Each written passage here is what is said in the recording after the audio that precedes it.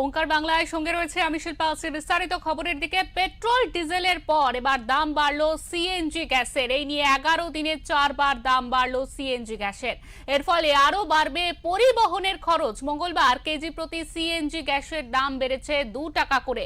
মঙ্গলবার থেকেই কার্যকর হয়েছে এই বর্ধিত মূল্য। এর ফলে 2 সপ্তাহেও কম সময়ে প্রতি কেজিতে সিএনজি গ্যাসের দাম বাড়লো মোট 11 টাকা। মধ্যপ্রাচ্যের যুদ্ধ পরিস্থিতির ফলে দেশের সমস্ত পেট্রোলিয়ামজাত দ্রব্যের মূল্য ক্রমশই বেড়ে যাচ্ছে এবং সোমবার সেই থেকেই বেড়েছিল পেট্রোল ডিজেলের দাম। তার 24 ঘন্টার মধ্যেই মূল্য বৃদ্ধি হলো সিএনজি গ্যাসেরও।